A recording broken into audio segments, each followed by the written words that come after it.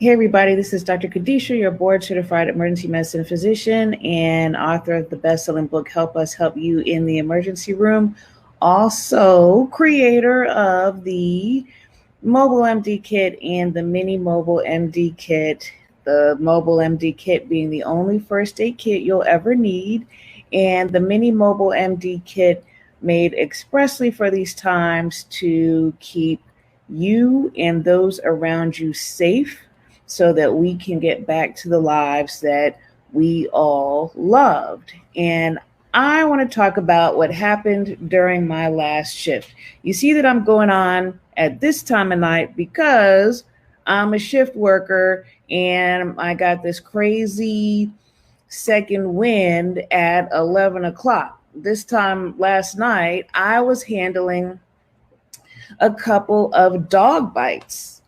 And yeah, that was the highlight of my shift. I had a young lady come in who had had a sizable piece of flesh removed from her right elbow area. And we in the medical field, we call it the antecubital area. So it's like the front of the elbow area.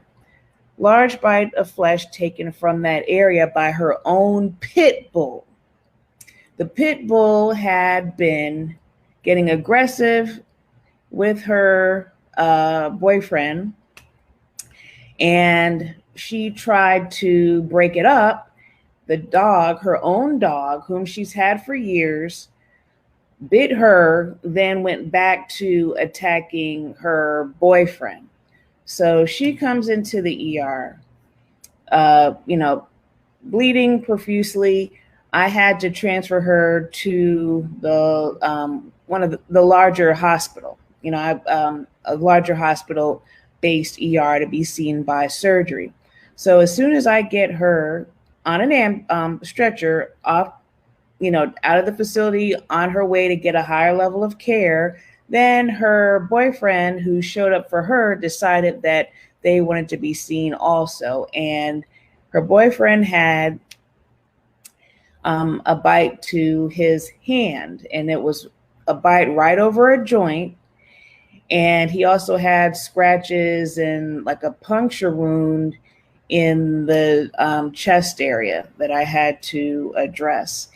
And I just want to tell you a couple of things that we should all learn, lessons to be learned from this situation. Number one, ways to break up a dog fight without getting injured. Okay, so one thing that they pointed out though was that the dog had been getting aggressive with her boyfriend more recently. This wasn't the first time. The poor guy had healing scratches and superficial bite marks on him from a few days ago, and nothing had been done about it. This time, it was even worse. And he actually ended up putting the dog down. It sounded like they needed to put the dog down to avoid further injury. So let me see, and I'm sorry, let me get to some comments here.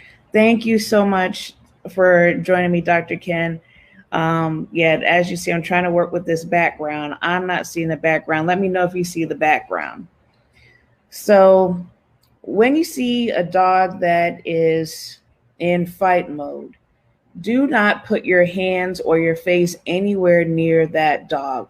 One thing you can try to do is make a loud noise, distract the dog, bang two metal objects together.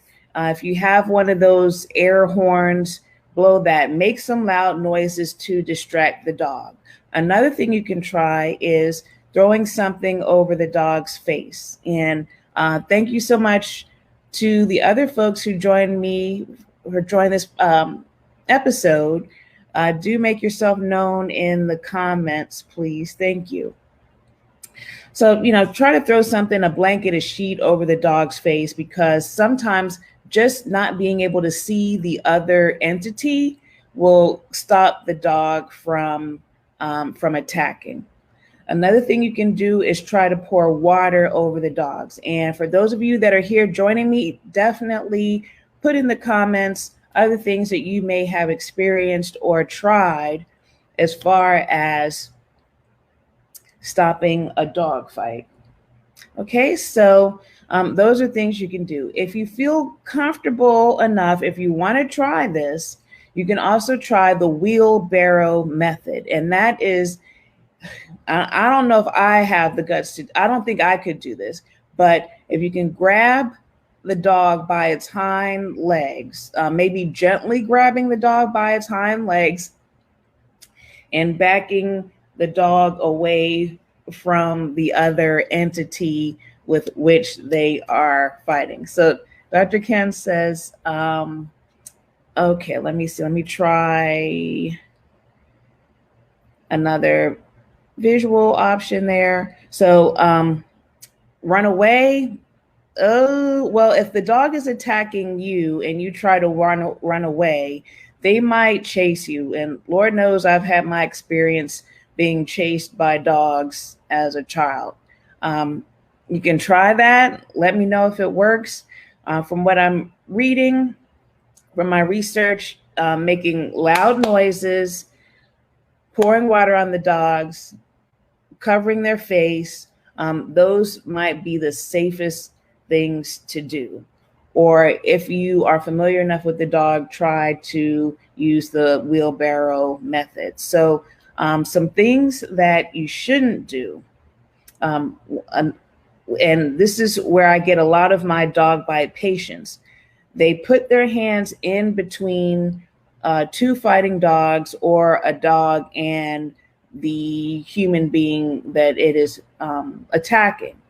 Don't do that. That's the best way to get a dog bite to the hand. A lot of dog bites to the hand are not, are very vulnerable to infection. And if you get a bite on the hand, anywhere near a joint, here, anywhere, that can do this, you may need to go to the operating room to have your wound cleaned out.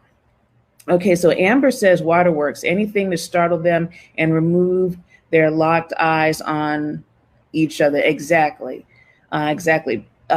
Blocking the prey or the instigator from view should hopefully take that dog out of attack mode. So that's a do. So a don't is putting your hand in between a dog and a dog or a dog and a person. Don't put your hand in there because you've practically bought yourself at the least a round of antibiotics, painful cleaning out by me, even more aggressive cleaning out by a hand surgeon. I had to refer the boyfriend to a hand surgeon today. Thank God, it's Sunday. Thank God this hand surgeon makes himself available, but he made himself available because the dog bite to the hand is so serious that you don't want to play around with it. And the gentleman, my patient, was very surprised to find out that he would probably have to be put under general anesthesia to tolerate the kind of cleaning out that was required to protect his hand from an overwhelming infection. Another thing is don't put your face too close to the fight as well. I've definitely treated scratches and dog bites to the face.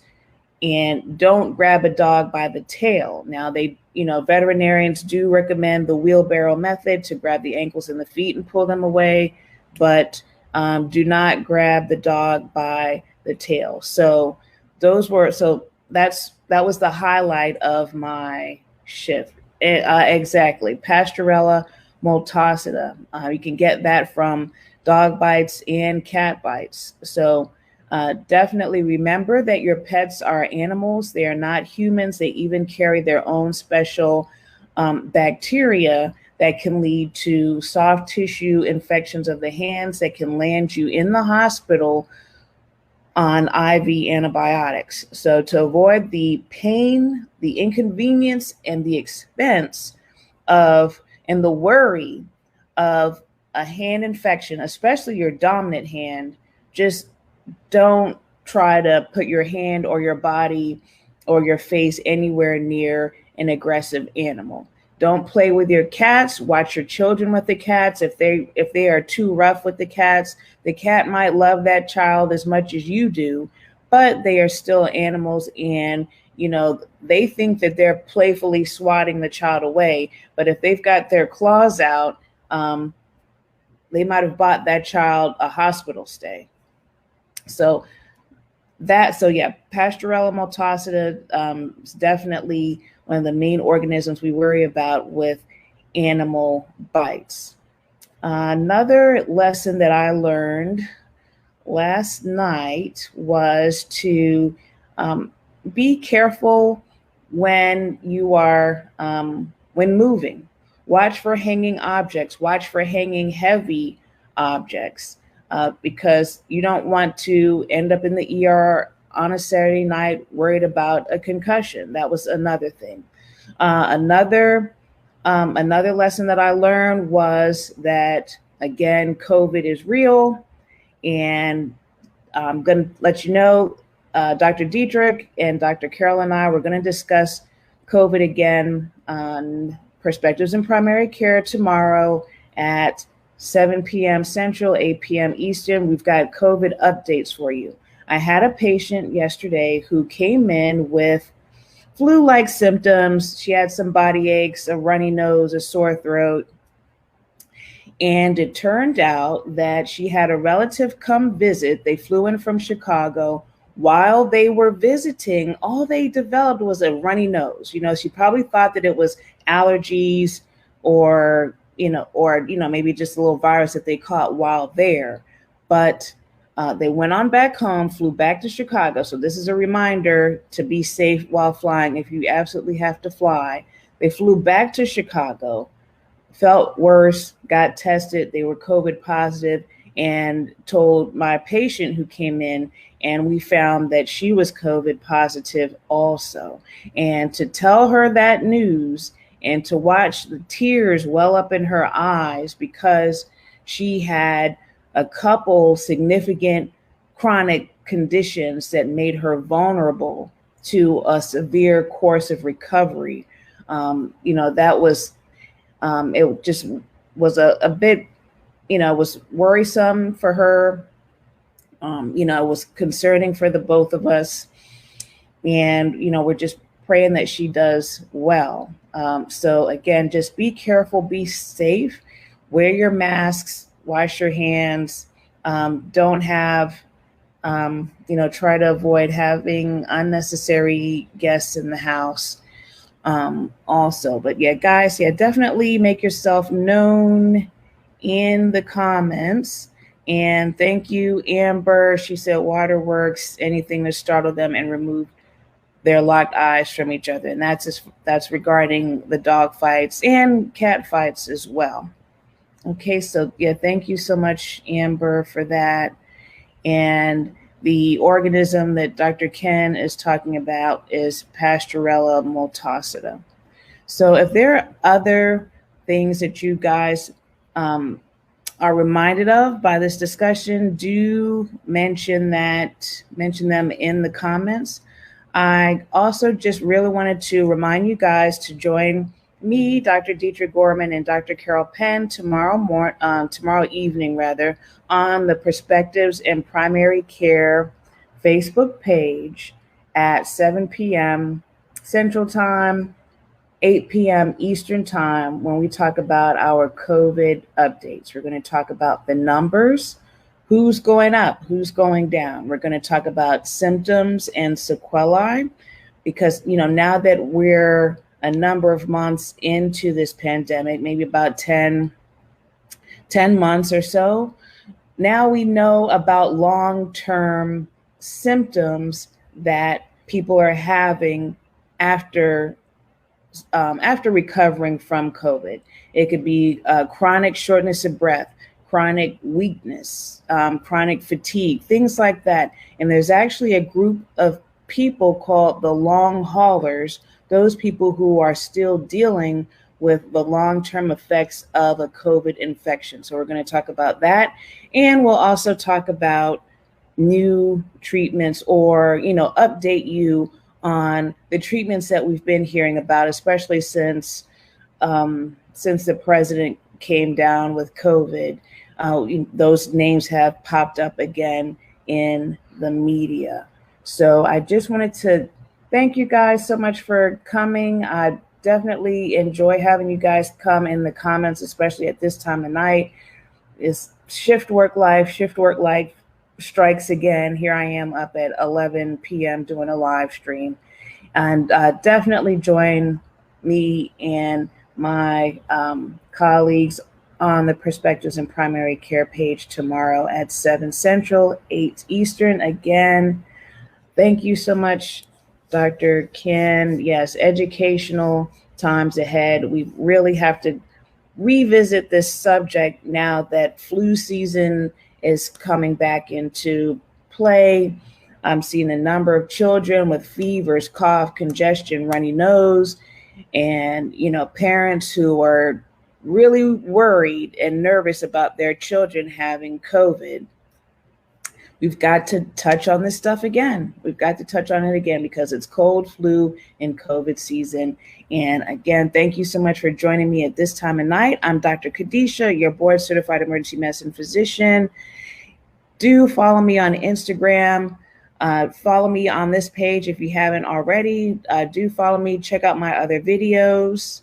Okay. And also go to www.drkadisha.com. That's drkadisha.com for a special presentation from me on how best to be well and safe during this pandemic. And I'll put that in the comments. drkadisha.com. Definitely check that out. And we will see you tomorrow. Thank you so much. Sleep well and take care. Bye.